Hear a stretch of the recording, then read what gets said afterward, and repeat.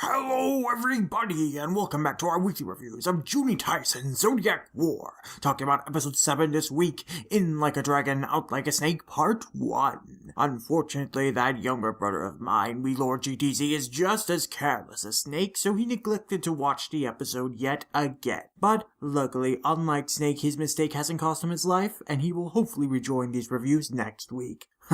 Little brothers, am I right? You know, I quite appreciated the dynamic of the Tatsumi brothers. Like Dragon, I'm the organized and tactical type, whereas Lord is the impulsive and irresponsible type. If I were to fight in the Zodiac War, our dynamic would probably be similar, though to Lord's credit, he'd probably last longer than Snake did. From what I gathered, episode 7 has had a lukewarm reception, and it's not hard to see why. This is a pretty flat episode with a lot of still images and minimal movement, alongside some off-looking character art. The most notable corner-cutting scene for me was when Tiger slices off Snake's arm, and we don't see it happening. There's just a shot of the arm flopping in the air. Just not a very aesthetically appealing or interestingly storyboarded episode overall. Narratively, the episode is pretty bare bones too. We knew that the Tatsumi brothers were thieves and kill for money, and that Snake and Dragon were clans that always fight as a pair in the Zodiac War, and this episode just reiterates that information. It is interesting seeing Snake and Dragon's dynamic, and it's believably brotherly while not overly sentimental, which was intriguing until it was literally cut short. I was expecting Snake's death to be a ruse, that he was only pretending to have been killed by Rabbit to use him to hunt down the other Zodiacs, and that he could regrow his limbs and his head could live on without his body, but I guess he's just a snake, not a worm. Snake really is dead, caught off guard by Rabbit after hearing Monkey fiddling with something down in the basement of the starting area. I'm definitely curious about what Monkey was doing down there and how that'll contribute to the conclusion of the war. But there was nothing particularly gripping about Snake and Dragon's backstory compared to the previous Zodiacs, and not a whole lot was learned. The real draw of the episode was the fight between Tiger, Snake, and Ox, and that had some fun moments. Particularly when Tiger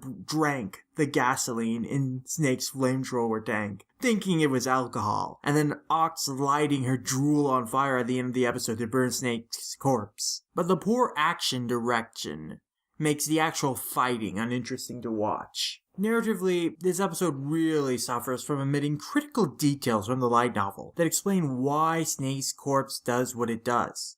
Snake's corpse has no will of its own, and is basically programmed to follow Rabbit's orders. In this case, kill Rat and anyone that gets in his way. When Snake's corpse freezes up in front of Tiger and doesn't attack her, it's because it's being frozen up like a robot malfunctioning because of its contradicting directives, whether to kill Rat or pursue Tiger. So Snake doesn't pursue Tiger when she gets bored and leaves because of this, because Snake doesn't know what he should be doing in that moment. The anime also doesn't explain Snake starting to get rigor mortis and thus his blood coagulating, slowing down his movements and also making him an unappealing target to Tiger, who is thirsty to drink her opponent's blood. But there's also so many more reasons why Tiger abandoned that fight with Snake, cause she realized it was pointless to fight a corpse, and that he didn't even have the jewel.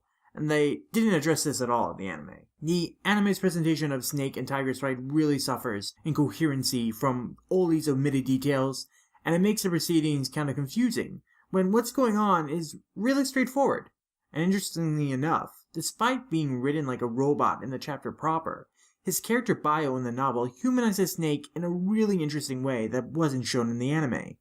That he runs an anonymous blog for reptile enthusiasts, loves taking care of his pet reptiles, and that they were the only creatures he really cared about, cooking and eating them after they had died natural deaths so that they would remain a part of him. I really wish we had seen that side of Snake in the anime instead of his more generic sneaky cocky thief antics. I mean, I guess we see him rescuing a reptile from some traffickers, but the genuinity of his love for the creatures isn't really conveyed at all. I'm amused, though, that his flamethrower is named Hitokage, which, if you don't know, is a Japanese name for Charmander. Now, the name Hitokage predates that Pokemon, but I can't help but imagine Snake as a dorky Pokemon nerd who always plays the fire starter, Except in Black and White, where he had to have played Snivy for obvious reasons. But yeah, I definitely enjoy the novel's version of these events better, as the way it characterizes and describes how Snake's corpse was moving and malfunctioning was more interesting than watching it on screen.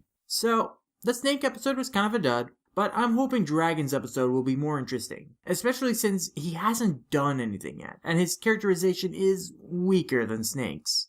I'm hoping that the action will be better animated next week as well, because there could be a fight between Tiger and Ox, and I think that deserves to be more of a spectacle. This episode adapted just a little more than Snake's chapter, dipping into the first few pages of the Dragon chapter. So we might get more flashbacks developing the Tatsumi brothers' characters next week to fill in some runtime. This was definitely the sloppiest episode so far, both aesthetically and narratively, but I wasn't bored by it. I enjoy the concept and characters enough conceptually that I'm still intrigued week to week to see how everything plays out. But as much as the novel is criticized for its repetitiveness, I think the anime is still failing to do justice to Nizo Isen's writing, particularly when it comes to characterization. And I'm hoping that will improve as the show continues through its second half. But their efforts should be applauded nonetheless. So until next week, everybody, clap your hands!